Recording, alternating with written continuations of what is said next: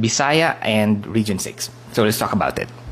I'm an Ilonggo from Region 6, and based on my experience and also observation, we do not identify ourselves as Bisaya anymore in today's time. So we used to identify ourselves as Bisaya when I was younger. That was like maybe 30 or more years ago. But now we identify Bisaya as speakers of Binisaya, or formally the Cebuanon or Cebuano language and its many dialects. So I think it makes sense kasi we do not call the Kapampangans, Pangasinenses, Bicolanos, Ilocanos as Taga-Luzon or Luzonians. But saan ba nanggaling yung word na Bisaya? So we do not know. Hindi natin alam kasi prior to the Spaniards colonizing us, hindi tayo magaling sa written historical records. What happened was when the Spaniards were visiting the region that we call Visayas now, they saw different indigenous people na may iba't ibang katangian. So, tinatawag nila yung mga taong maraming tattoo in Cebu, Bohol, and Leyte, and Samar as pintados. And when they arrived in Panay, iba din yung mga tao doon.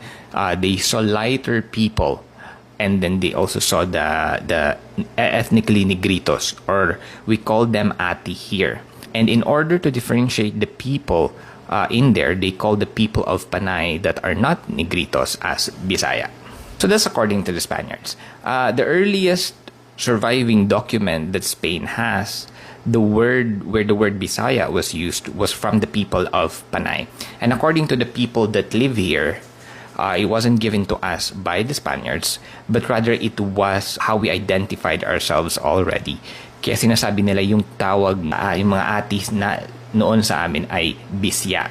And there is also oral tradition na may 10 dato daw na lumisan from Borneo at napadpad sila sa Panay. Kaya hindi lang sa Pilipinas ang word or identity na Bisaya. Merong Bisaya people sa Borneo.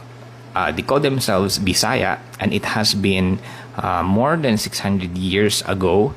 So I don't think we're really connected with them anymore presently. So Bisaya ng word, saan ba siya nanggaling? One theory is that these people, the Bisaya people, come from Indonesia of Srivijaya Empire. Another theory is that Visaya can be from a Sanskrit, not a Malay word. You know, the Sanskrit word Vijaya or Vihaya, which means victorious. So we will never know where we get the origin of the word unless may bagong records tayo na makita. And the way I look at it, based on the books on our history, the term Visayas, I believe, was solidified as a region. You know, it became an identity talaga when we started fighting for our freedom against the Spaniards.